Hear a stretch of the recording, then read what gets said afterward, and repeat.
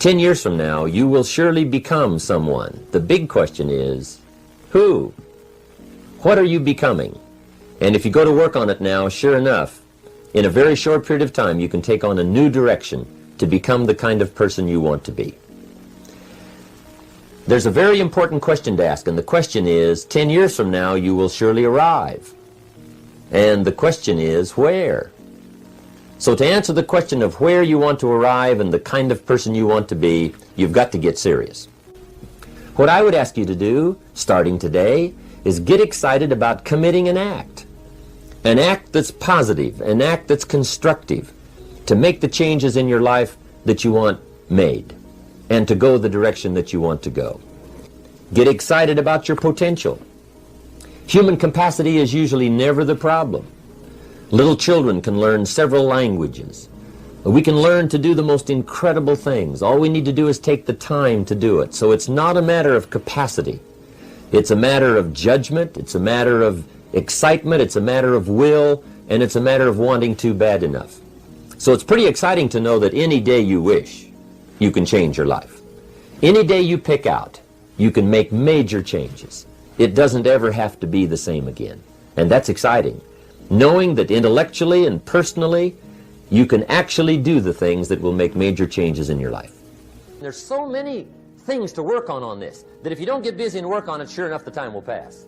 And sure enough, 5 years from now, you'll wind up where you don't want to be, wearing what you don't want to wear, driving what you don't want to drive, being what you don't want to be. Now's the time to fix it. Now here's number 3. You've got to get going. All of the things that you've learned will not do you that much good if you don't put it into an action plan. You've got to get going. In my management and leadership seminar, we teach game plans, how to put all the good things that you've learned into action. Economic action, social action, personal action. How to make the changes and how to actually do the work, how to actually function. Get going, that's the key. Some people are ever learning, but they don't put it into action. They don't really take the action. It's like the man who keeps bringing materials to the building site and never builds anything. He keeps bringing in the sand and the gravel and the windows and the doors and the roofing material, and he just stacks up all these supplies, but he never builds anything. See, if you do that long enough, fairly soon they'll come and take you away. You've got to do something with what you've learned. You've got to take action. You've got to get going. So that's one of the most important things to learn, how to design your days, how to design your weeks, how to design the months, so that you take the proper action to get the proper return that you're looking for, whether it's economic or personal. Get going. It's a major key. Now let me show you what triggers all emotions into activity that brings results. And results is the name of the game. Here it is. Action. Finally, you must do something about how you feel. Jesus, the master teacher, said, don't just be listeners, be doers. The world admires the doers. Whatever it takes to get you to try harder, read more, set your goals, and go for it. Here's the next attitude disease. Overcaution. Some people never will have much. They're too cautious. Now, you can also be too reckless, but you can also be too cautious. This is called the timid approach to life. And my caution was always the risk. Risk used to drive me right up the wall. I used to say, what if this happens? It's called the language of the poor. What if this happens? And on top of that, if this was to happen, look at the fix I'd be in. I better not try. I could always ace myself out. Then I'll tell you what changed my whole life when I finally discovered it's all risky. The minute you were born, it got risky. If you think trying is risky, wait till they hand you the bill for not trying. If you think investing is risky, wait till you get the tab for not investing. See, it's all risky. Getting married is risky. Having children is risky. Going into business is risky. Investing your money is risky. It's all risky. I'll tell you how risky life is. You're not going to get out alive. That's risky. The Englishman says, well, if that's the way it's going to work out, let's give it a go. Right, that's what it's for. Give it a go. Somebody says, yeah, but I'm looking for safety and security. Fine, then huddle in a corner. We'll cover you with a sheet, bring you 3 meals a day. And we'll protect you, feed you, look after you, care for you. We won't let anything happen to you. And you'll probably live to be 100. The guy said, well, yeah, I'd live to be 100. But what a way to live. Right. What a way to live, safe and secure. Don't ask for security. Ask for adventure. Better to live 30 years full of adventure than 100 years safe in the corner. And see, it's not important how long you live. What's important is how you live. Here's the next attitude disease. We're almost through with this motley list. In fact, we're almost through. Hang on. The next one is pessimism. Pessimism, the deadly disease of always looking on the bad side, the problem side, the difficult side, checking all the reasons why it can't be done. The poor pessimist leads an ugly life. He doesn't try to figure out what's right. He tries to figure out what's wrong. He doesn't look for virtue. He looks for faults. And when he finds them, he's delighted. How ugly. This is the poor guy who looks through the window, doesn't see the sunset. He sees the specks on the window.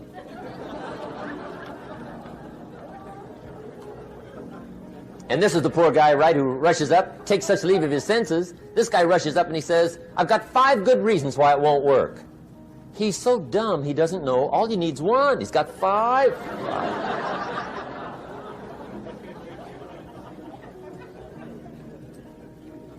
To the pessimist, the glass is always half empty.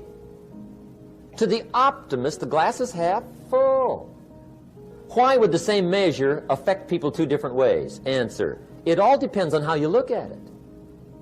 Our lives are mostly affected by the way we think things are, not the way they are.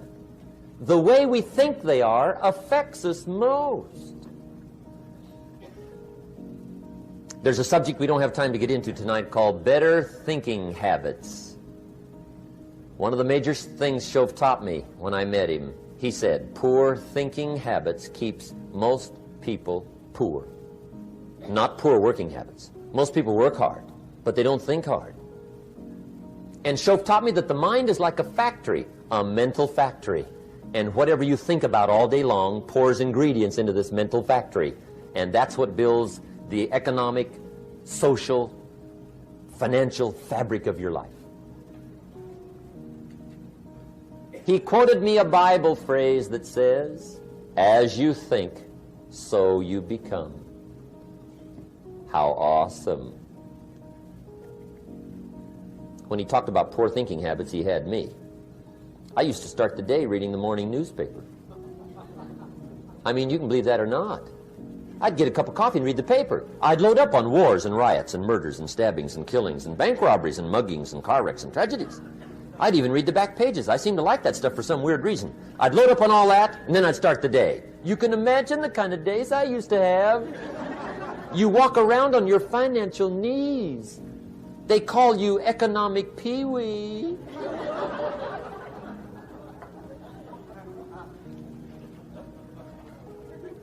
The guy says, I want to be a great leader. Wonderful. The first thing we do is follow him to his house. When we get there, we walk in and check his library, number 1. Somebody says, well, why check his library? The reason is because what a man reads pours massive ingredients into his mental factory, and the fabric of his life is built from those ingredients. You would not believe what some people have got in their house to read. You would not believe. One of the best dressed up words I know for a lot of it is trash.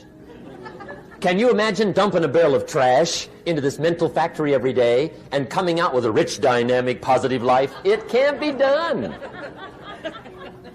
You might as well try making a cake with cement.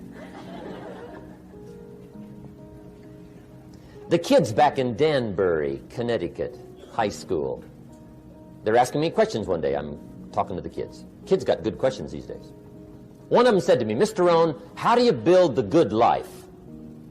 I said, it's simple. It's not easy, but it's simple. Here's how you build anything.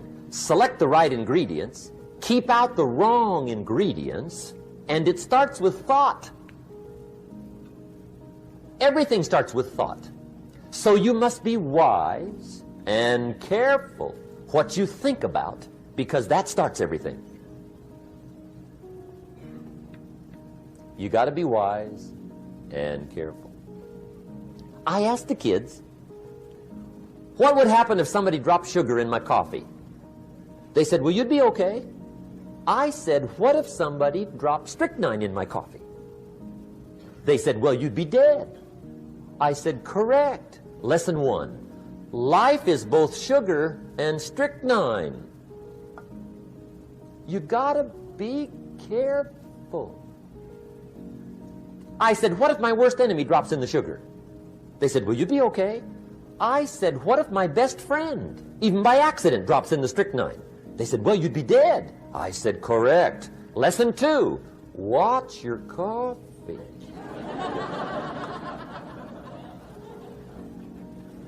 You got to be careful. See, it doesn't matter who hands you the bad stuff. It doesn't matter where you get the bad stuff. It'll still do its damage on your bank account, wherever you get it.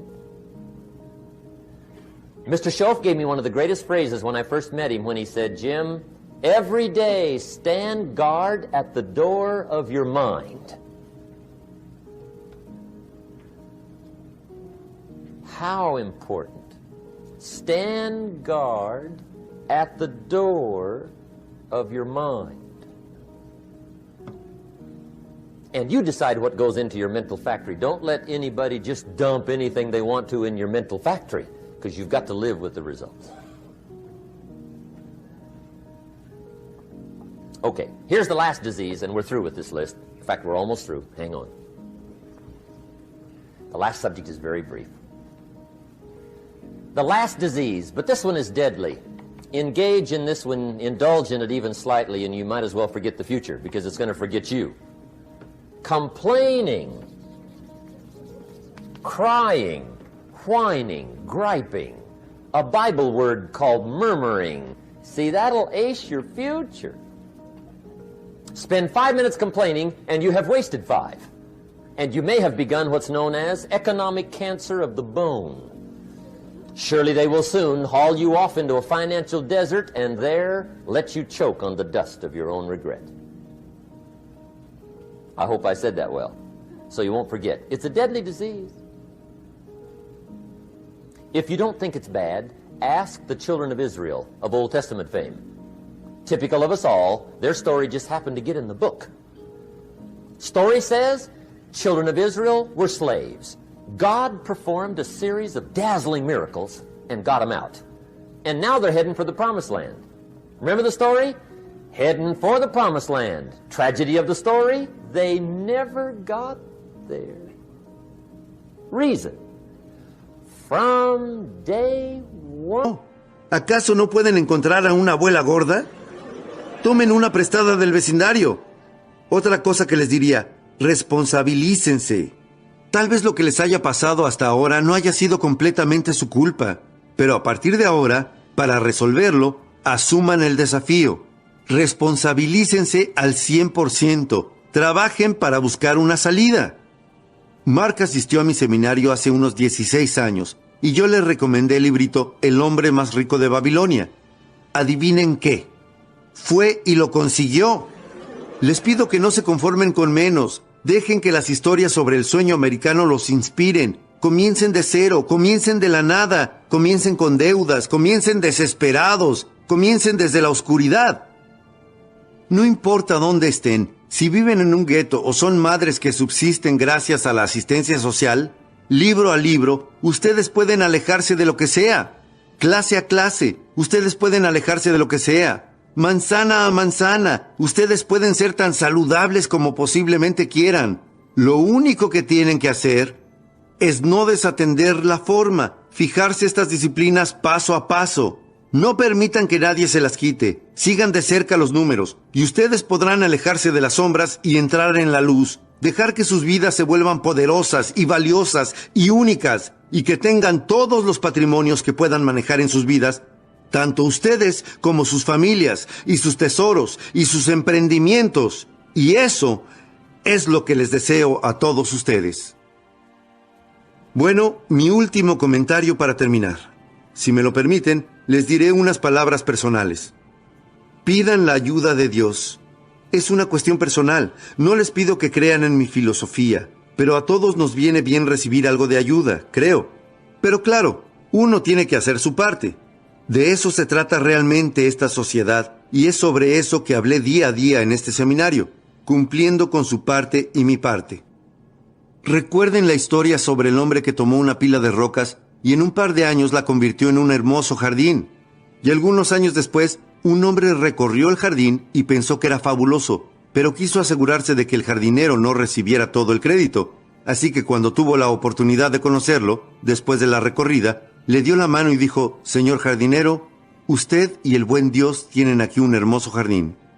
Directo para señalar su punto. El jardinero contestó: «Hey, entiendo su punto. Si no fuera por las semillas y el suelo y el milagro de las estaciones y el sol y la lluvia», dijo, «seguramente aquí no habría ningún jardín». Pero agregó: «¿Sabe?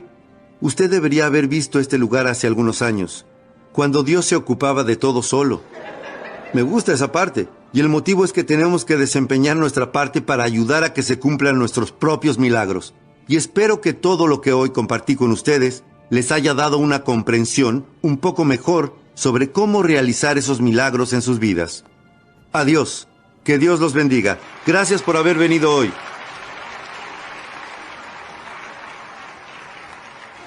Gracias por haber escuchado El Desafío de Tener Éxito de Jim Rohn.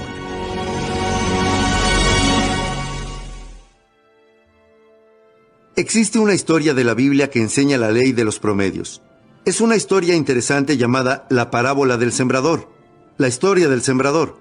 Y si no la leyeron últimamente, se trata de una historia muy interesante de leer. Es un estupendo ejemplo de la ley de los promedios. Esta parábola del sembrador. El sembrador, antiguamente, era el tipo que plantaba los cultivos. Lo llamaban sembrador, sí. Todos preparaban el terreno. No sé cómo hacían para prepararlo, sí, pero todos preparaban el terreno. Y este tipo, el que llamaban el sembrador, plantaba los cultivos y usaba una enorme bolsa con semillas. Caminaba por el campo y, sí, sembraba las semillas y plantaba los cultivos. Lo llamaban sembrador. Ahora, la historia del sembrador es una típica historia de vida y de personas y de resultados y de lo que uno puede esperar. ¿Sí? Y uno tiene que dejar que lo obvio se convierta en su mejor maestro. Cuando uno lee la historia del sembrador, se encuentra algunos puntos muy interesantes. Primero, el sembrador era un hombre sabio. Y cuando uno lee la historia completa, llega a la conclusión de que el sembrador era un hombre sabio. Y esto es una gran ventaja. Uno no quiere enviar a un tonto a plantar la cosecha, ¿sí? Pasaríamos hambre en otoño. El siguiente punto en la historia es que el sembrador tenía semillas excelentes. ¡Excelentes! La historia dice que él era el mejor.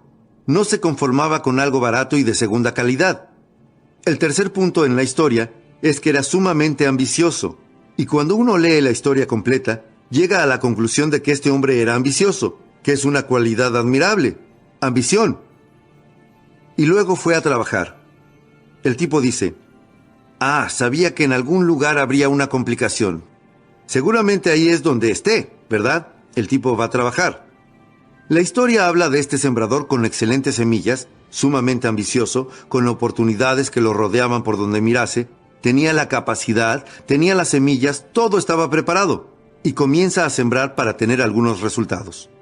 Lo que es interesante en la historia es lo que le pasó. Es una típica historia de vida, pero es fascinante. La historia dice esto: El hombre comienza a sembrar las semillas temprano por la mañana, pero la primera parte de las semillas que siembra cae al borde del camino y los pájaros se las comen. Él siembra estas buenas semillas, un hombre sumamente ambicioso que siembra estas buenas semillas y los pájaros se las quitan. Siembra algunas más y los pájaros las comen. Siembra algunas más y los pájaros las comen. Pero recuerden que esta es una historia de vida y de personas. ¿Les parece que esto sea algo típico? Vean, yo tengo que decirles como líder que los pájaros van a comerse parte de las semillas. Prepárate, John. Digamos que están en el negocio de los bienes inmobiliarios, ¿sí? Alguien aquí está en el negocio de los bienes inmobiliarios. Prepárate, John. John dice, hey, estoy buscando un cambio. Necesito un cambio de ocupación y escuché sobre los bienes inmobiliarios. Ustedes dirán, John, ven conmigo el viernes por la noche. Vamos a realizar una clase orientativa y te mostraremos cómo funciona. Podría ser un rayo de luz para ti. Ganarías el dinero que quieres ganar. Darías un giro a tu vida. ¿Quién sabe lo que puede pasar? John dirá, me parece estupendo. Allí estaré el viernes por la noche. Aprenderé todo. Seguramente me convierte en uno de sus mejores vendedores. Dirán, bueno, nos vemos el viernes por la noche. Llega la noche del viernes. Se suponía que comenzarían a las 7:30 y John no aparece. Uno dirá, bueno, quizás hay mucho tránsito. Así que esperamos hasta las 8. Cerca de las 8 llegamos a una conclusión. No va a venir. Pregunta, ¿qué pasó desde la inigualable conversación que tuvieron con John y le dieron esa estupenda idea? Prepararon una explicación, le ayudarían a cambiar su vida. Él dijo que estaría allí y sin embargo no está allí. ¿Qué podría haber pasado entre ese momento y el viernes por la noche? Los pájaros alcanzaron al chico. Lo atraparon.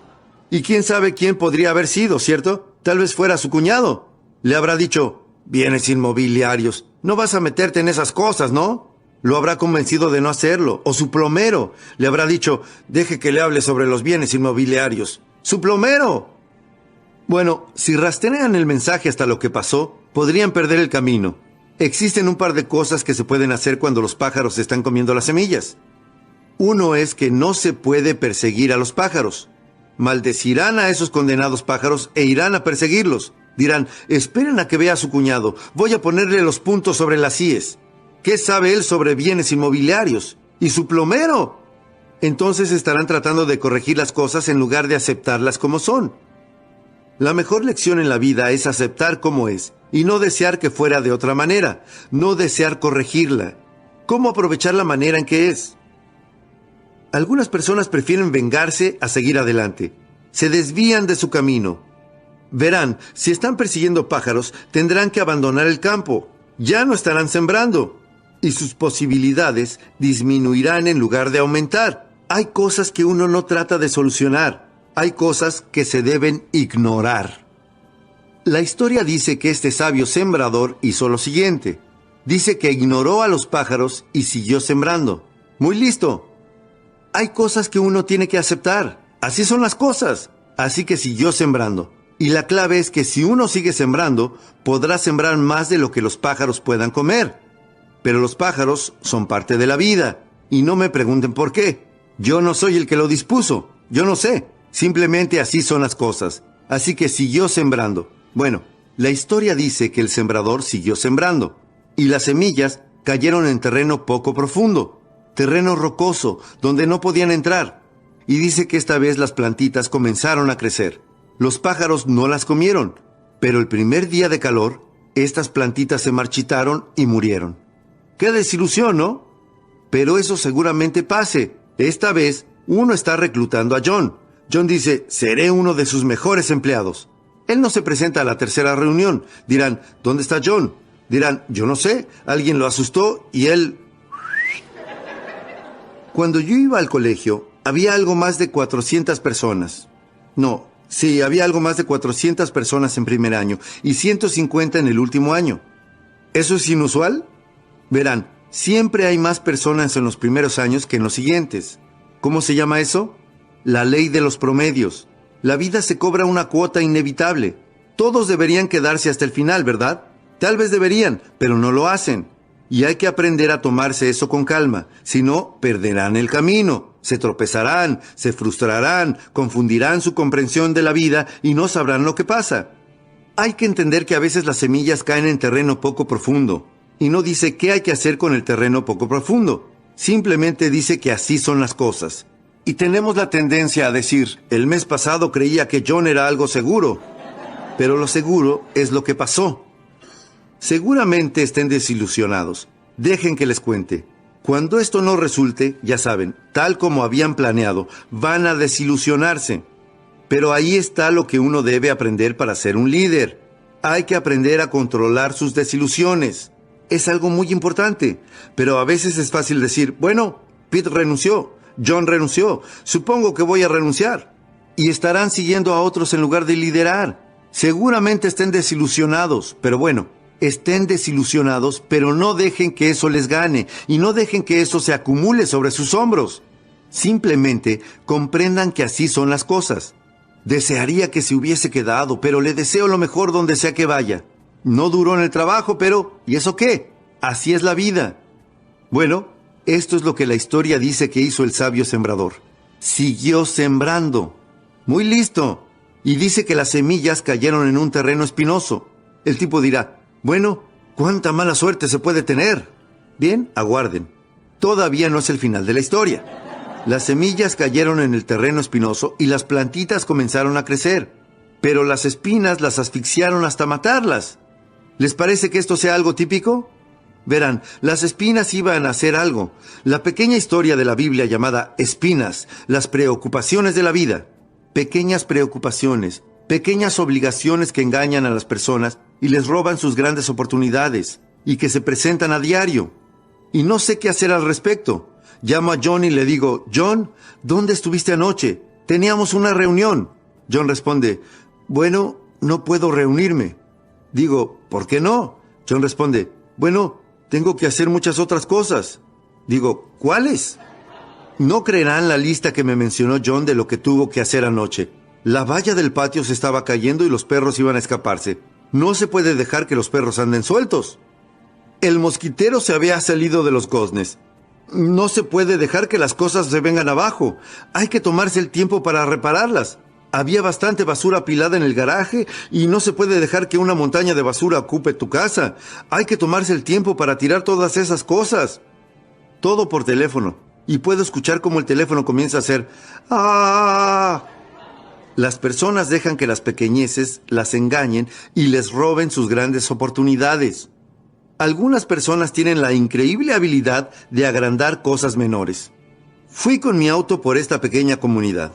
John estaba afuera, cortando el césped, maldiciendo las malezas, la cara roja y al punto de explotar. Me detuve y salí del auto y le dije, John, ¿qué estás haciendo?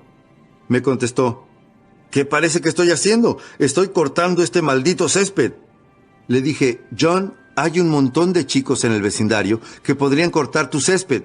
Dijo, sí, pero quieren que les pague $5. Lo cortaré yo mismo, lo cortaré. Número 1. Debería existir alguna ley para impedir que a los chicos del vecindario les roben $5. Esa sería toda una ley. Pero el peor robo es dejar que las pequeñeces le roben a uno sus oportunidades más importantes. Culpa de las espinas, de las preocupaciones. ¿Pero qué se puede hacer al respecto? Bien, yo solía dar clases sobre cómo no permitir que las espinas lleguen a las semillas. Pero no resultó. Es decir, esas clases no eran de ayuda. La historia dice que este hombre sabio hizo lo siguiente. Siguió sembrando. Muy listo. Él comprendía la ley de los promedios. Seguir sembrando. La gente buena no se capacita para ser buena, se encuentra. Uno no necesita mucha capacitación para la gente buena. Encuentren gente buena. Y la historia dice finalmente que las semillas cayeron en un buen terreno. Eso dice. Alguien dirá, ¿cómo se encuentra un buen terreno? La respuesta es cuando uno sigue buscando. Uno se dará cuenta cuando aparezca. Uno no tendrá que convertir algo malo en bueno. Uno se dará cuenta de que algo es bueno cuando aparezca. E incluso cuando el terreno es bueno. La historia dice que el terreno bueno produjo el 30%. Parte de él produjo el 60%. Y parte de él produjo el 100%. Incluso en terreno bueno. ¿Cómo se llama eso? La ley de los promedios, de las proporciones, donde aplica en todas partes. Not poor working habits. Most people work hard, but they don't think hard. And Schoff taught me that the mind is like a factory, a mental factory. And whatever you think about all day long pours ingredients into this mental factory. And that's what builds the economic, social, financial fabric of your life. Our lives are mostly affected by the way we think things are, not the way they are. The way we think they are affects us most. He quoted me a Bible phrase that says, "As you think, so you become." When he talked about poor thinking habits, he had me. I used to start the day reading the morning newspaper. I mean, you can believe that or not. I'd get a cup of coffee and read the paper. I'd load up on wars and riots and murders and stabbings and killings and bank robberies and muggings and car wrecks and tragedies. I'd even read the back pages. I seem to like that stuff for some weird reason. I'd load up on all that, and then I'd start the day. You can imagine the kind of days I used to have. You walk around on your financial knees. Kids got good questions these days. One of them said to me, "Mr. Rohn, how do you build the good life?" I said, "It's simple. It's not easy, but it's simple. Here's how you build anything. Select the right ingredients, keep out the wrong ingredients, and it starts with thought." Everything starts with thought. So you must be wise and careful what you think about, because that starts everything. And you decide what goes into your mental factory. Don't let anybody just dump anything they want to in your mental factory, because you've got to live with the results. The guy says, "I want to be a great leader." Wonderful. The first thing we do is follow him to his house. When we get there, we walk in and check his library, number one. Somebody says, "Well, why check his library?" The reason is because what a man reads pours massive ingredients into his mental factory, and the fabric of his life is built from those ingredients. You would not believe what some people have got in their house to read. You would not believe. One of the best dressed up words I know for a lot of it is trash. Can you imagine dumping a barrel of trash into this mental factory every day and coming out with a rich, dynamic, positive life? It can't be done. Now, you don't have to read or listen to educational cassettes half the night. Although if you're broke, it's a good place to start. But here is all I ask, just 30 minutes a day. That's all. Stretch it to an hour if you can, but at least 30 minutes. Half rich isn't bad. 30 minutes. Hear or read something challenging, something instructional, at least 30 minutes a day. And here's the next key. Every day. Don't miss. Miss a meal, but not your 30 minutes. Hey, you can get along without some meals, but you can't get along without some ideas, examples, and inspiration. How easy is it to get up in the morning when you know you're not doing all that it takes? It's not very easy at all.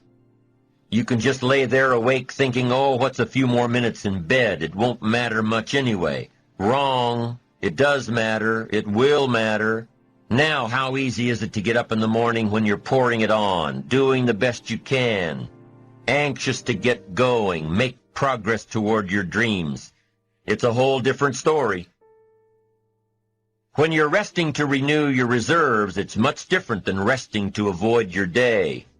When you're psyched up and excited for your life, when you're excited for what you've planned to accomplish for the day, it's amazing. You'll wake up before the alarm clock even tries to startle you awake. Your successes fuel your ambition. Your successes give you extra energy. Your successes pave the way for more successes. It's the snowball effect. With one success, you're excited to meet another, and another, and another. And pretty soon, the disciplines that were so difficult in the beginning, the disciplines that got you going, are now part of your philosophy. How do you know when you're successful? Do you have to be a millionaire? No. All we ask of you is that you earn all you possibly can. If you earn $10,000 a year and that's the best you can do, that's enough. God and everything else will see to it that you're okay. The key is to just do the best you can. If it's 10,000 a year, wonderful. If it's 100,000 a year, wonderful. If it's 1,000,000 a year, wonderful. It doesn't matter 10,000 a year or 1,000,000 a year. It doesn't matter as long as you've done the best you possibly can. Earn the most you possibly can. Be the most you possibly can. And here's why. The essence of life is growth. The essence of life is growth, to do the best you can. We keep growing until we're done. Get around successful people and listen.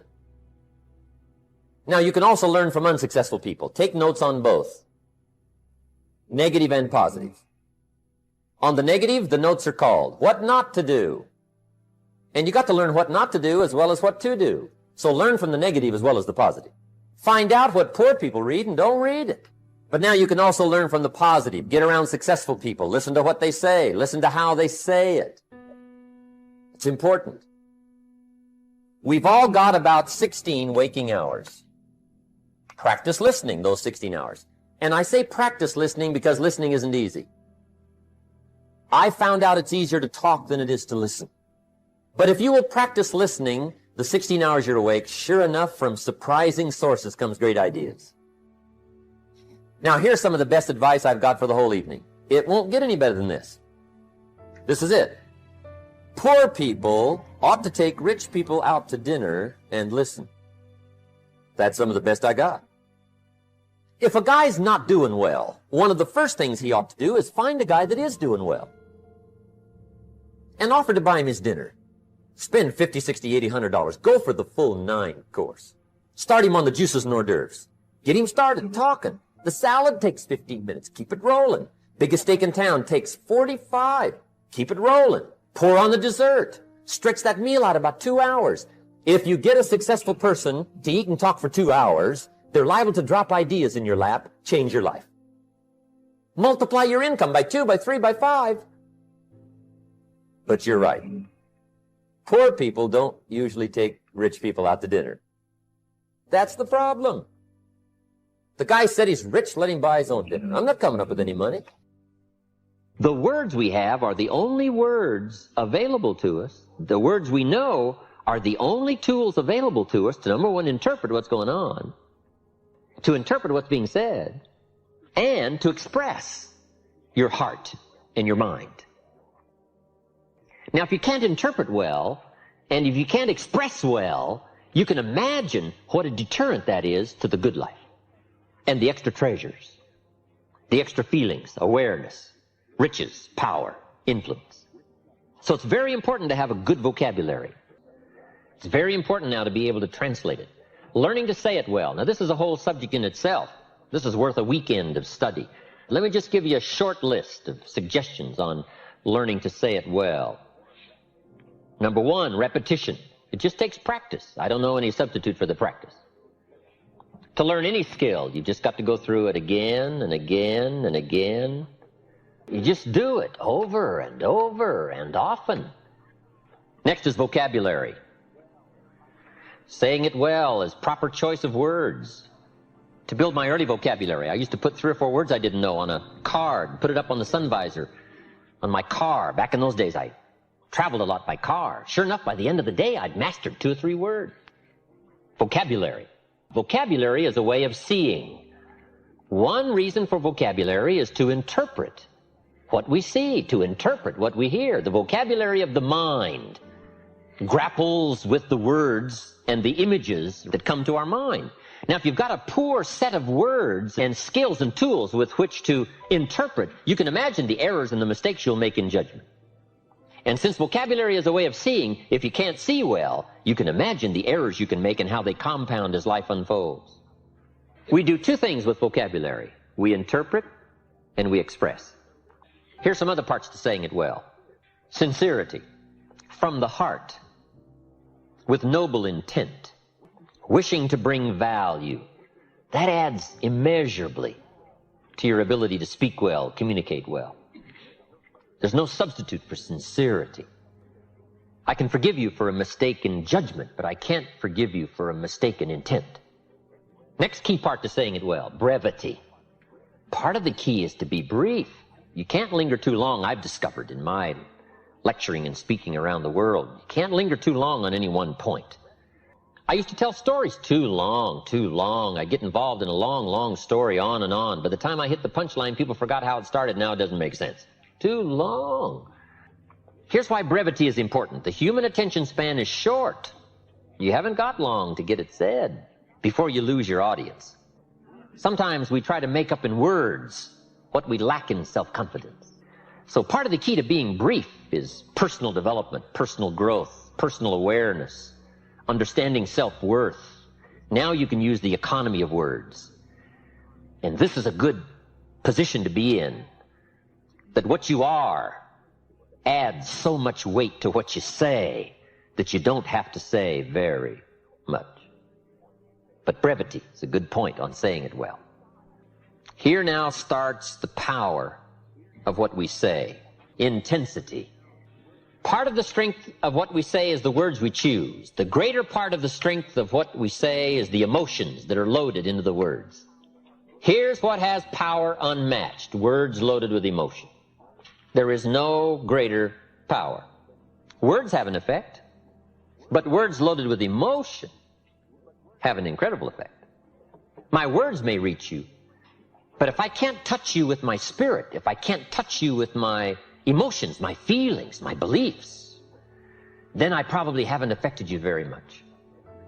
The feelings, the belief, the commitment, all that I am, if I can put more of what I am into what I say, no telling what miracle I can wrought. No telling how much of an effect I can be. Real persuasion comes from putting you into what you say. But now here's part of the clue, and we call these extra refinement of leadership skills, learning to measure your emotions. That's very important, to learn to measure your emotions. You don't need an atomic explosion for a minor point. Enough, but not too much. We call this understanding how to measure the flow of your emotions to cover a point. Okay, but if it needs heavyweight stuff, you reach and get it. If it needs a milder approach, you learn how to measure it in milder, easier terms. But it's very important to measure your emotions, your feelings.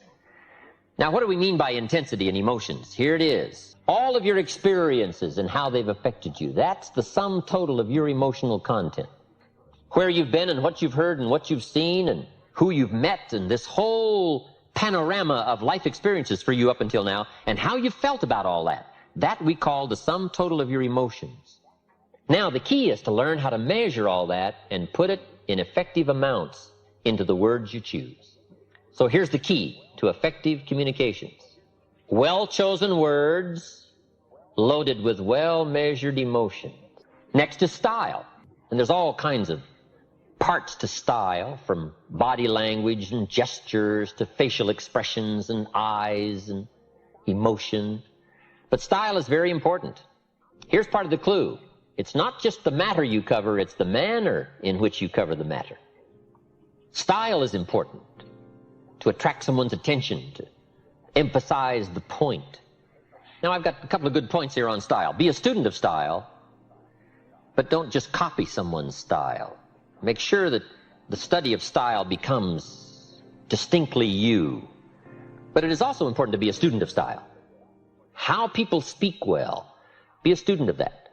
And then borrowing bits and pieces from people you admire and the way they can communicate. Then make sure that all of that blended into you becomes your own distinctive style. But style is very important. Now, there's a variety of styles. But it's important to study your own style and say, how am I coming across in style? Should I learn to emphasize more? Should I learn to be more emphatic? All these things concerning style. Read your audience. It's very important to read and to pick up the signals of what's happening with your audience. So let me give you some clues on reading. Simply to listen. Part of reading is listening. You pick up a lot of clues as to what else to say, what all to say by being a good listener. From early times, I think we've learned to be a good speaker, you've got to be a good listener. That's where you pick up the information, is to listen well, especially in a private conversation, a more informal conversation. Good listening habits. That's part of reading. There's a Bible phrase that says, humans cannot live on bread alone, or food alone. It says the next most important thing to bread is words. Words nourish the mind. Words nourish the soul. Humans have to have food and words to be healthy and prosperous. Make sure you have a good diet of words every day. You got to get better. Don't ask for it to change out there. Ask for you to change here. Don't ask for a more favorable wind. We call that naive. Don't ask for better seed, better soil. This is the only planet you got. Just ask that you can get wiser and stronger and better and be able to take care of your own responsibilities. Get better. Learn how to handle the seasons better. Let's go through them. Just get better at handling the winters. You can't change the winter. You can't change the seasons, but you can change yourself. You say, well, what can I do about the upcoming winters of my life? The challenges that I know I'm going to face. Here's what you can do. You can get wiser and stronger and better. Just make a list of that trio of words. Wiser, stronger, and better. Go home smarter than you came. Go home with more ideas than you came with. Next, get stronger. You can develop the muscle. You can develop the courage muscle. You can develop the inspiration muscle. You can develop the dedication muscle. You can get stronger. There isn't anybody here that can't get stronger. Next time we see you, may not even recognize you, how strong you're going to be able to become in language, in style, and personality, the ability to cope, the ability to handle with anything that happens, no matter what happens. And the third one is get better. We can all get better. I've gotten better. First talk I gave, I stood up, my mind sat back down. But here's the secret to my success. I stood up and did it again. I stood up and I did it again. And I did it again, and I did it again all those many years ago. I did it when I was scared, and I did it when I didn't want to, and I did it when I was ill. And I did it when it didn't work well, and I did it when they didn't appreciate it, and I didn't a lot of times when I didn't know much what I was doing. I just did it anyway. And now all these years later, I'm asked to walk on this stage with the greatest introduction I've ever had, greatest response and welcome I've ever had, the greatest opportunity I've ever had to touch this many lives with a mixture of words and heart and soul. I got better. I got better day by day and week by week and month by month, and I'm asking you to do the same thing until you can develop a long arm and a long reach, until you can develop influence that won't quit. Touch people next year you couldn't touch this year. Touch people now you couldn't touch before. Conduct a meeting now you couldn't conduct before. Heart and soul now mixed in there that wasn't there, missing before. I'm asking all of you to get better in spite of the winters, in spite of the downturn, the money downturn, the social downturn, the personal downturn, whatever it is. Just get stronger. Get better. The key is not to wish for a better winter. The key is to wish for more strength, more wisdom, more courage, get better, get wiser, get stronger. Here's number 2. Learn to take advantage of the spring. Spring means opportunity. And we've got a fresh spring going here. It's called a spring like no other. A spring, an opportunity like no other for you. But here's the clue. Spring is not a guarantee of a harvest in the fall and the autumn harvest time. Here's what you must learn to do. Underline the 2 words if you're taking notes. Take advantage. Take advantage of the spring. Don't just be faked out by the spring because the nice weather has come and looks like everything is going to be a lot better. The winter's finally passed, the spring is here. I'm telling you, that's not going to do it for you. Just because the spring is here, it's not going to do it for you. You got to seize it with your own 2 hands and take advantage. Read the books. Study the tapes. Go back through your notes. Get ready to cash in on the spring. And now there's a sense of urgency here. Here's why. Spring doesn't last that long. Sooner, let's take advantage of it. It's called take advantage of the spring. And there's also an urgency here. How many springs have you got in a lifetime? Not very many.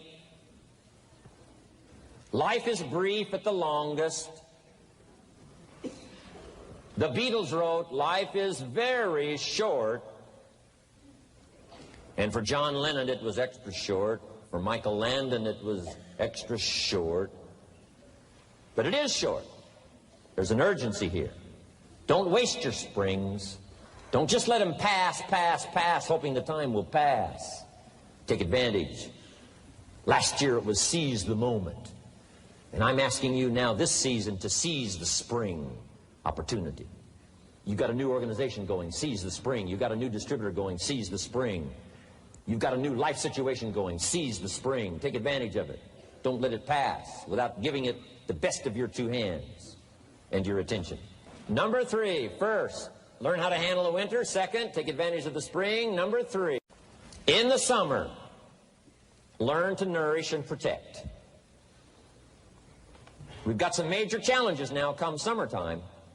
One is to nourish our values, take care of them, feed them.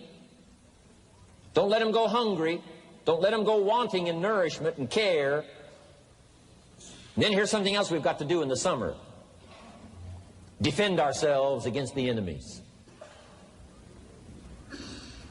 Summertime is a unique time. It's a time of opportunity. It's also a time of challenge. But whatever threatens you, I'm asking you to threaten it back.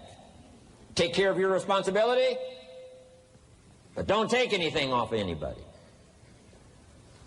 Somebody wants to destroy your chances for a good future by their negative talk, negative thinking, putting it all down. I'm telling you, walk away if you have to. Walk away.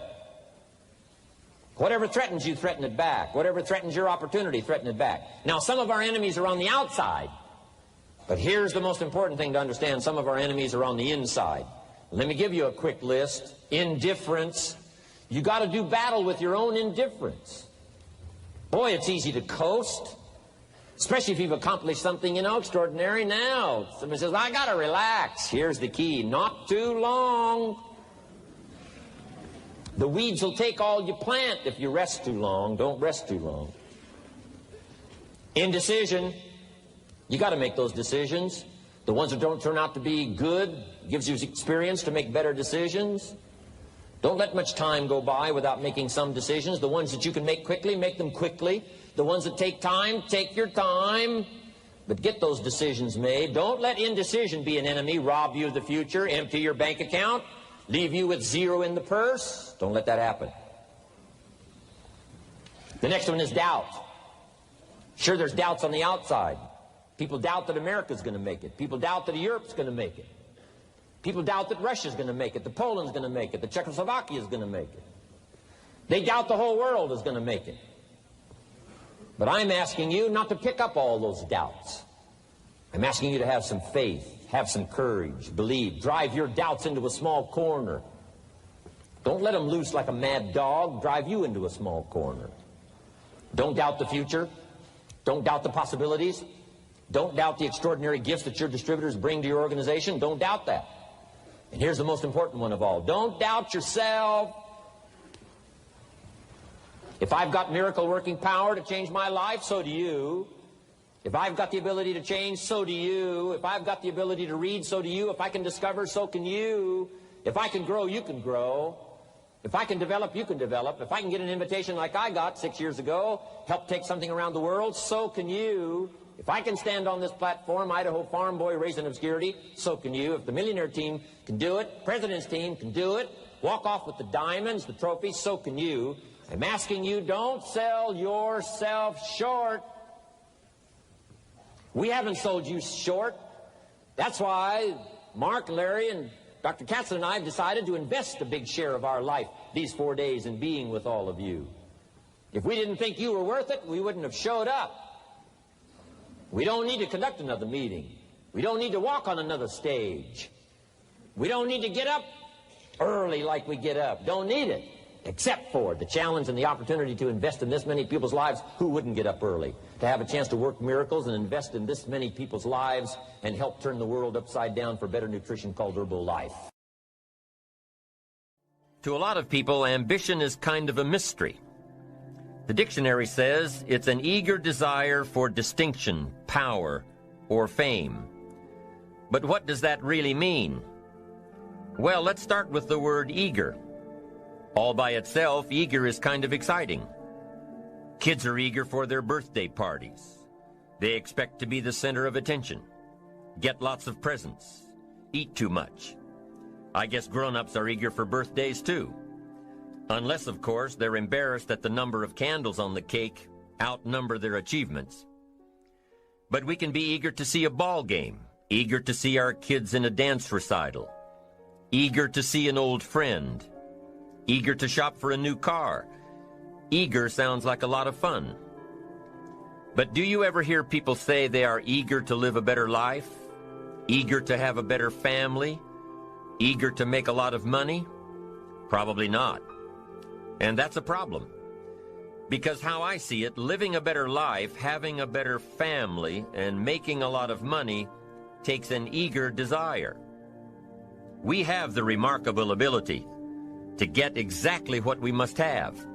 But there is a difference between wishes and desires. We've all heard people say, "Oh, I wish I could just drop 5 pounds. I want to be a little lighter." And we've probably said it ourselves, especially after a big holiday dinner of turkey and homemade pie and every other thing we can possibly stuff ourselves with in one 8-hour period of time. And even though we may wish we could breathe a little easier in our clothing, we have to have the desire to exercise a little more and eat a little less. The "I wish I could lose weight" has to become, "I have the eager desire to lose weight." I'm also sure you've heard people talk about wishing they had more money to pay the bills, or take a vacation, or just to take a little pressure off of life. But before their lifestyle can change, their wish needs to become a desire. If they really desired change, they wouldn't spend their evenings just watching TV and wishing they were doing something more. The backbone of an eager desire to change is discipline. True ambition is disciplined, eager desire. It's that little part within us that says, if I want to be ready for that meeting tomorrow, I need to finish preparing for it today. If I want to make sure I can pay for my kids' college education, I need to start saving today. If I want a better life tomorrow, I need to start working on it today. Ambition is a minute-by-minute, day-by-day mentality. To have the ambition to work towards a better family life, a newer car, a bigger house, a financially secure future, you have to live it every moment. If living a successful life was easy, I'm sure more people would be successful. If just being ambitious was enough, I'm sure all of the broke and perplexed people in the world wouldn't be broke and perplexed. While most people spend most of their lives struggling to earn a living, a much smaller number seem to have everything going their way.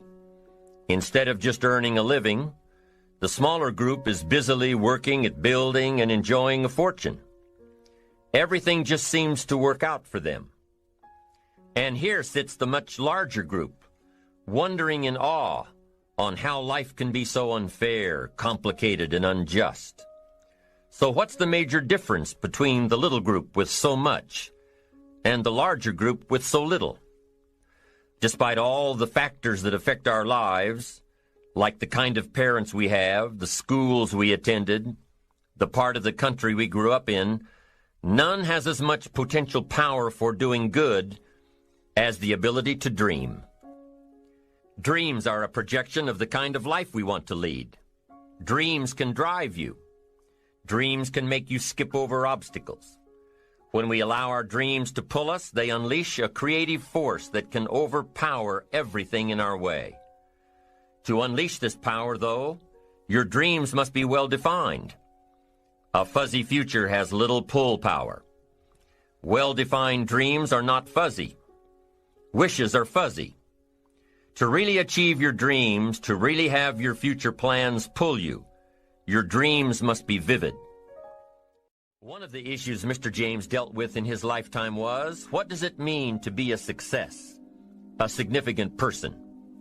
After years of pondering this question, William James described success as a combination of two things. Number one, an inner ideal which is followed persistently with courage. And number two, outer achievement related to that ideal. Let's go back to number one, An inner ideal which is followed persistently with courage. I take that to mean defining a goal and having the resolve to complete it. No matter what, I'll do it or die. Promise yourself you'll read the books until your skills change. Go to the seminars until you get a handle on it. Do it until it makes sense. Practice it until you've got it right. Don't give up until you get where you want to be, however long that is.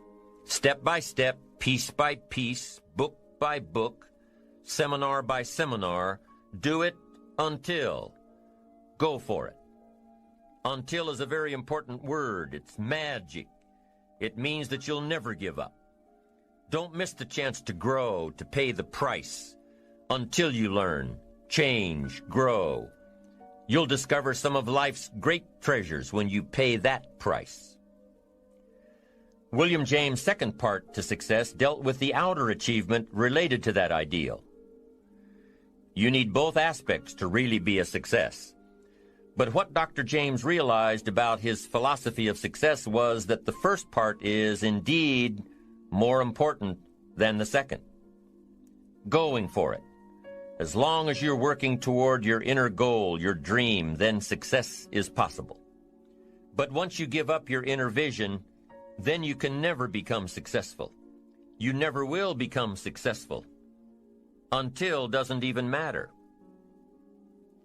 Now, maybe the person who's been working on a project for 10 years can be successful in his own right, if he's honestly working toward it, doing everything to make himself worthy of reaching the dream, really happy with where he is, doing it until. Then maybe he is a success.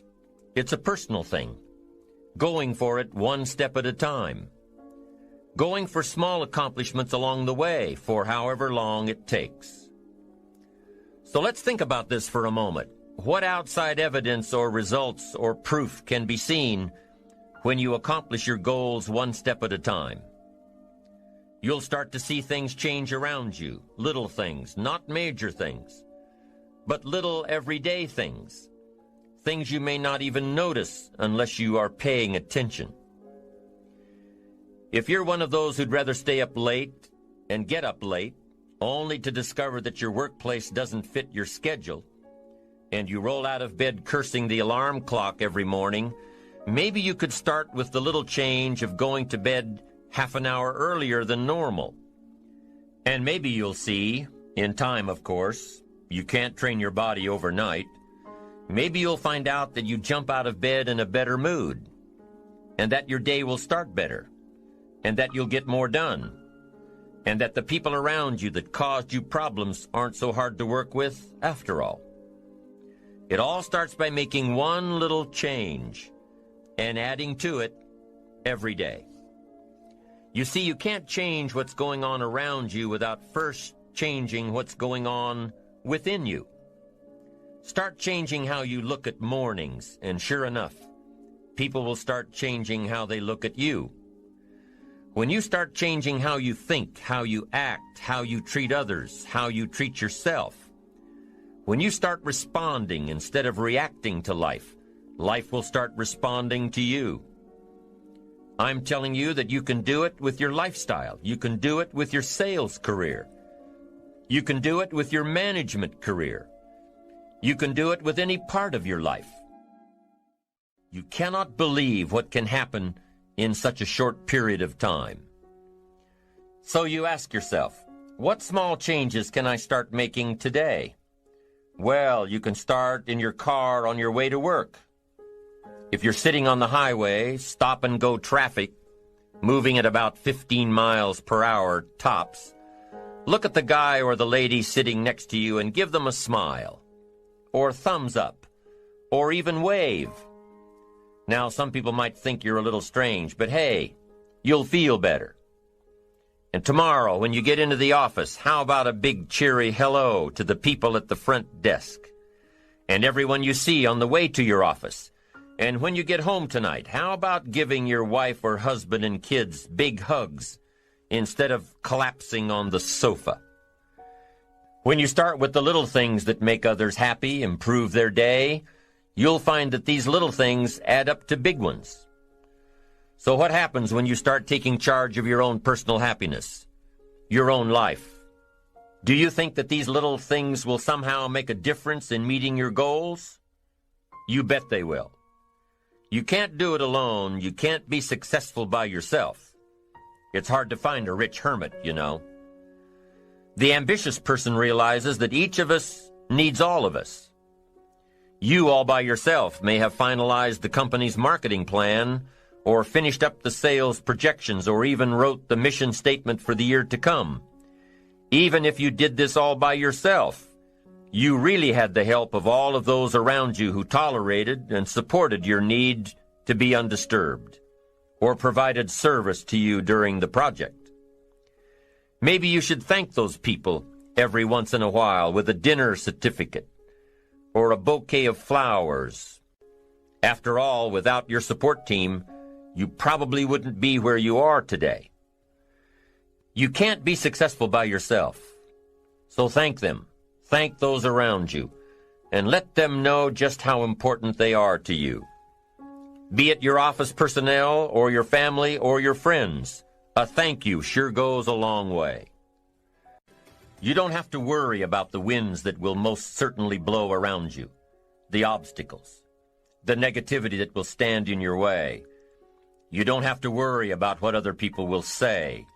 You just have to keep your mind on your course. Those winds may blow fast and furious, but if you know your path, if you know where you are going, they will help push you toward the dreams and goals and treasures that you have already decided you're going after. Your goals will push you forward, ahead of the stormy weather. There are some amazing people around that we can learn from today, people who have already braved the storms and come out on top, people who are still alive today, people who started with nothing and ended up with something great.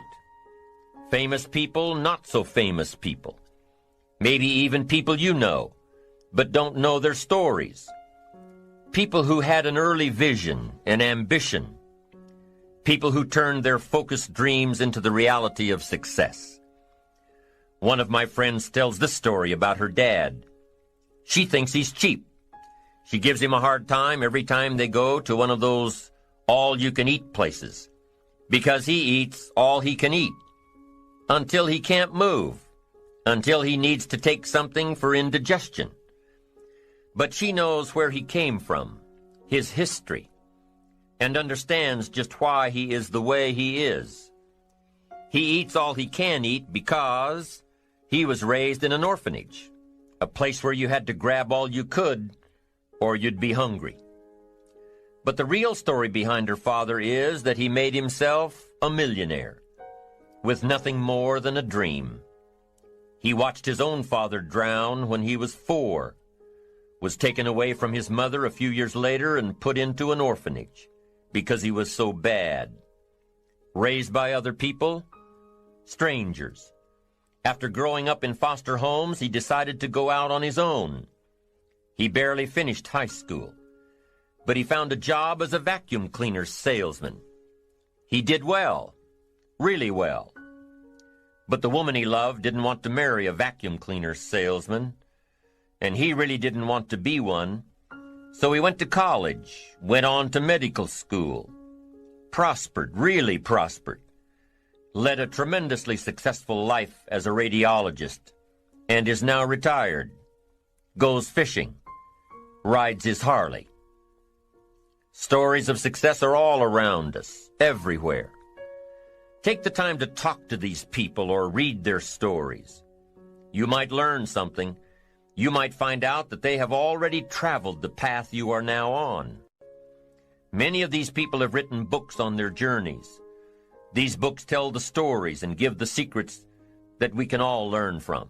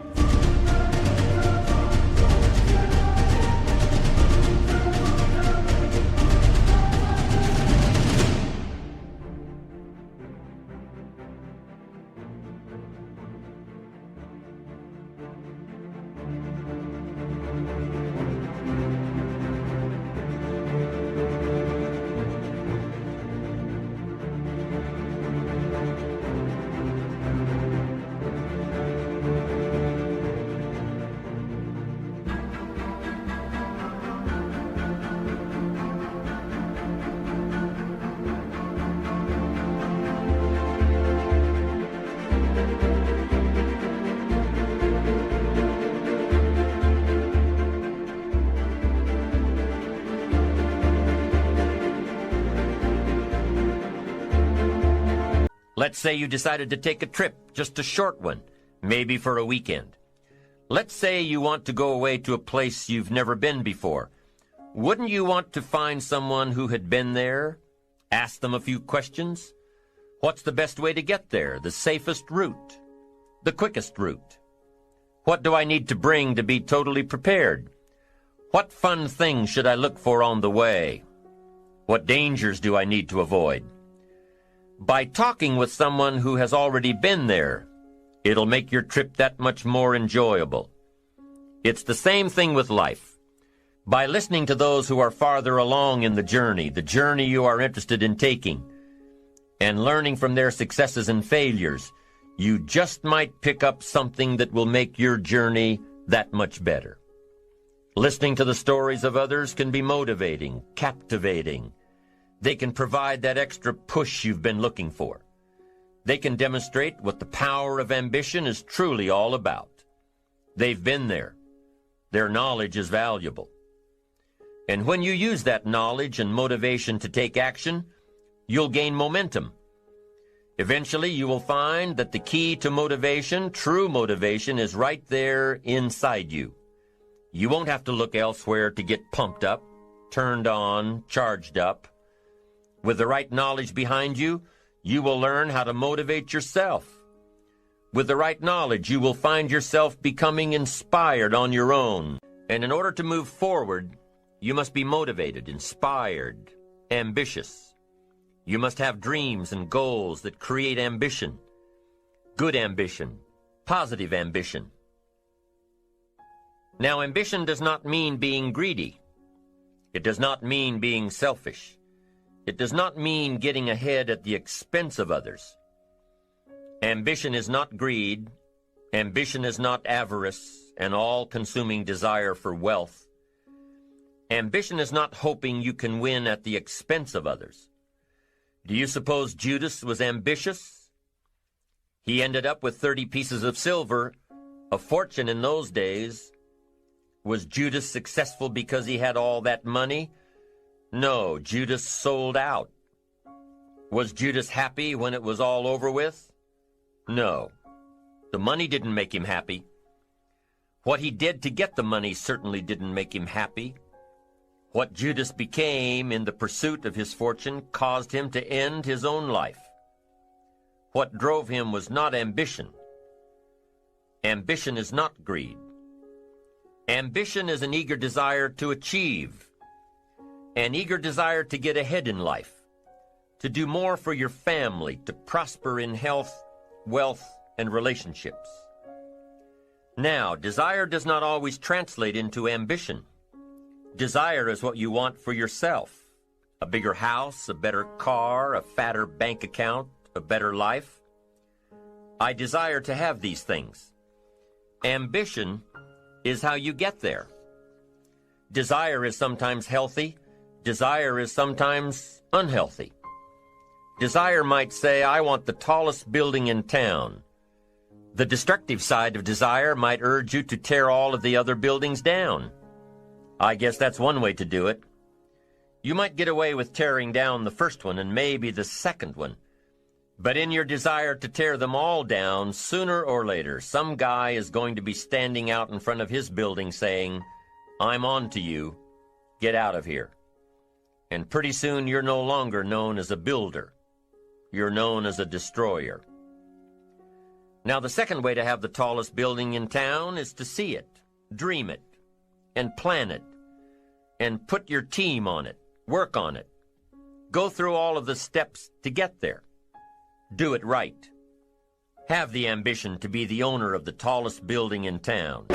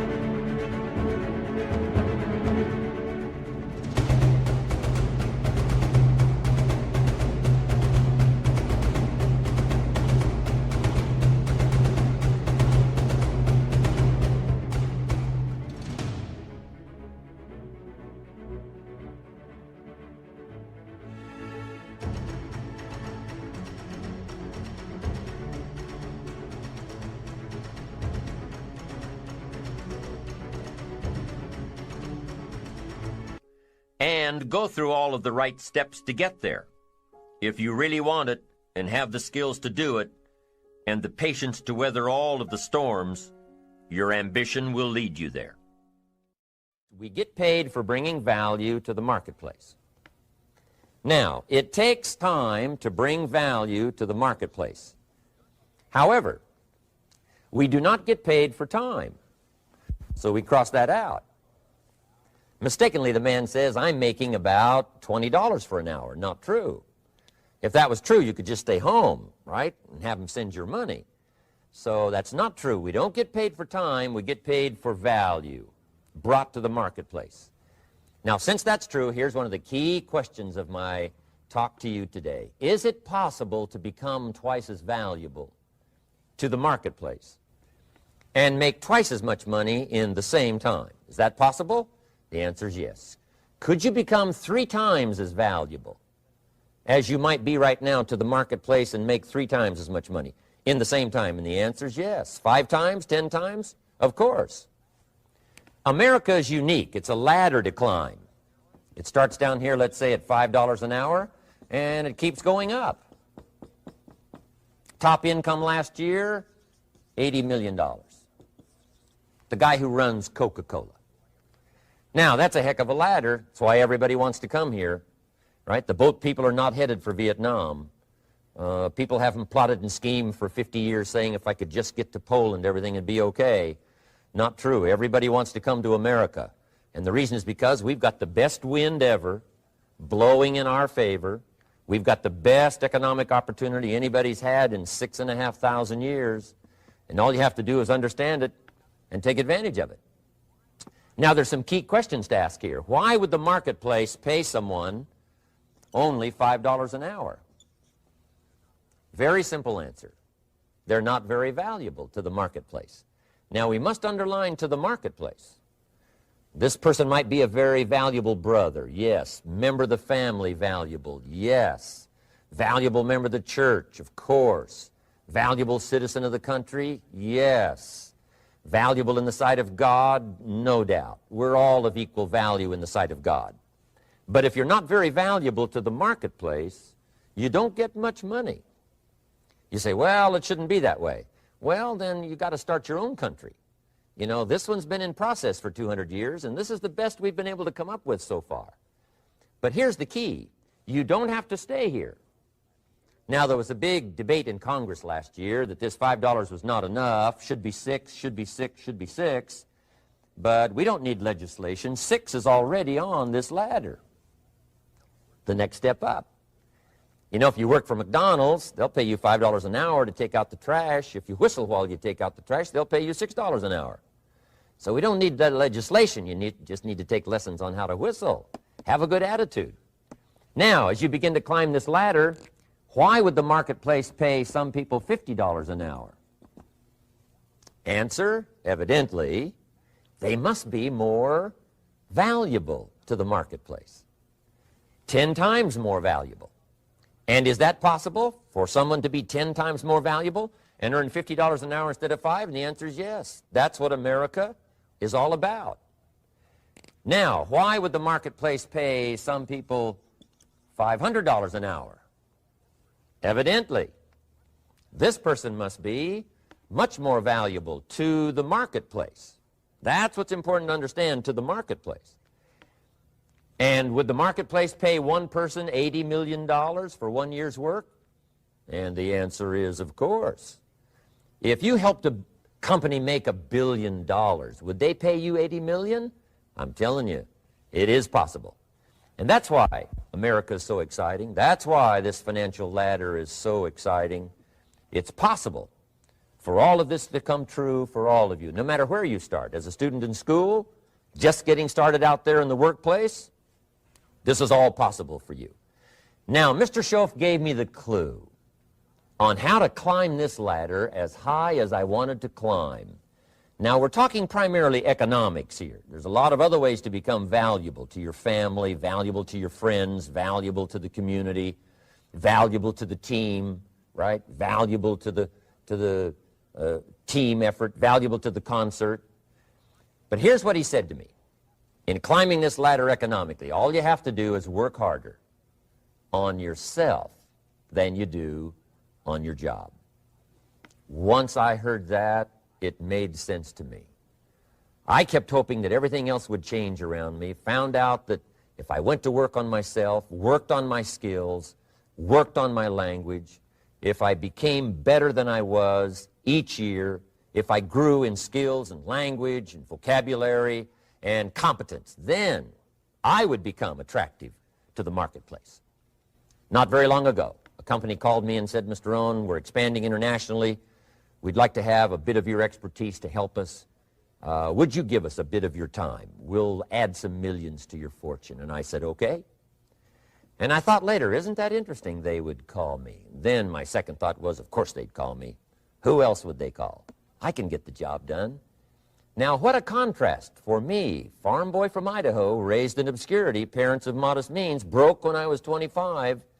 How come I would get a telephone call and someone offer me a lot of money to help them in expanding around the world? Simple answer, evidently. Something happened to me between age 25 and where I am today. And I can tell you where it all started. From my teacher, Mr. Schoaf, who said to me, we don't have to change what's going on out there. That's the wind that's blowing. All we have to do is change what's going on in here. And now there's several ways to do that on personal development. And let me give you those ways. Here's the first one. We must learn from personal experience. Pretty simple. Learn from what happens to you. Take a look back over the last few months. Did you make some mistakes? How could you correct those for the future?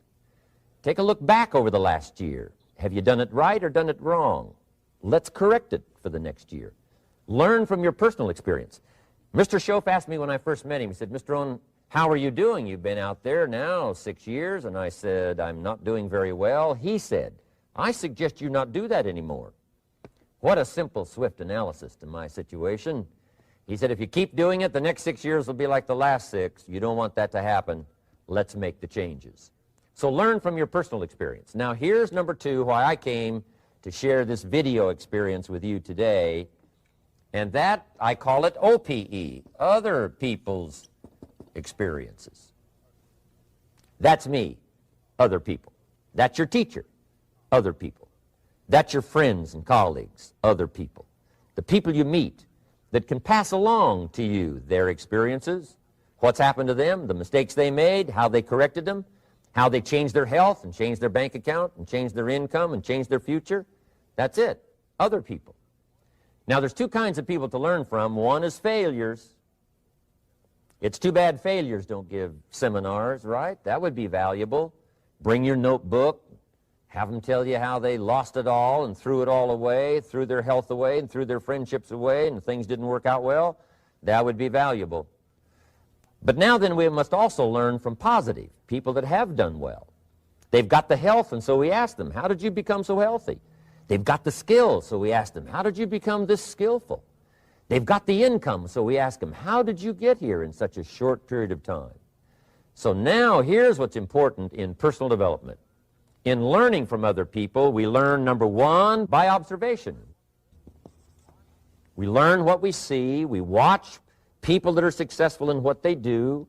In sports, we watch their disciplines. In business, we watch their disciplines. By observation, what we can see. The reason I created this video is something that you could see someone's experiences translated for you. Second, we learn by what we hear. I've got some of my lectures on cassette tapes, so you can take them with you wherever you go and learn by listening. Turn your car into a mobile classroom and listen.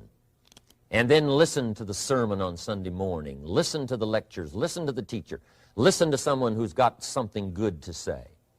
And then number 3 is vitally important on personal development, and that is read all the books you can possibly read in your lifetime. Mr. Schoaf got me started on my library. I've got one of the better libraries. Haven't read everything in it, but I feel smarter just walking in it. My library. At least I was smart enough to buy it. Now I got to be smart enough to read it. And then, of course, I got to be smart enough to decide what's valuable and then do it. But this one is very important. Become a good reader. Some books that helped change my life. Mr. Schoaf recommended, of course, the Bible. And my parents made sure I was a pretty good scholar by the time I was 18. That's been so beneficial for me, drawing from those illustrations, reading about those stories, people who made it and people who didn't make it, and what the difference was. And then other books that helped to really change my life. One called Think and Grow Rich by Napoleon Hill. And then a book that helped me become financially independent by the time I was 31. And that book is called The Richest Man in Babylon by George Clason. And I'm going to share a little bit of that book with you when I get to financial independence today, our third subject. But I started reading the books, attending the classes, making sure that I got in front of people that had something good to say. And then I started keeping a journal. One of the major things my teacher taught me was to keep a journal. He said, don't trust your memory. If you hear something good, just make a little note and write it down. Now, at first I took, notes on pieces of paper and torn off corners and backs of old envelopes. And it didn't serve me well, thrown in a drawer. Then I learned to keep a journal, a bound copy of all my notes. So I would suggest you do the same. Things that impress you, a poem that impresses you. When you attend a class, some of the ideas that impressed you, jot them down. You read something in a magazine, right? Some ideas. Take those out, put them in your journal. Keep a good journal the rest of your life. This will serve you well. My journals make up a significant portion of my own library. And if you saw my library and saw my journals, I tell you what you'd have to say. This is the library, and these are the journals of a very serious student. No wonder Mr. Rohn is invited to lecture and speak on his experiences around the world. So I want the same thing to happen to you. Value captured that you can resort to later, go back over it and review it, and let it become valuable to you. So that's my first subject, personal development. Work harder on yourself than you do on your job. Develop the skills, learn the lessons, take the classes, absorb all that is being taught to you these days. And then later on, of course, you can sort it out, what's valuable to you and how to refine it for your business and for your life and for your future. But the main thing is to get it and start this process of personal change, personal development. And let me say it one more time. If you will change, everything will change for you. You'll never be the same. You'll keep growing. As you look back on a few months, look back on a few years, you won't believe the progress you can make. Economically, your relationship with your family, your friends, and whether you're in sports or economics or whatever, I'm telling you, that whole process of committing yourself for personal change, personal value, can really make your life unique and worthwhile.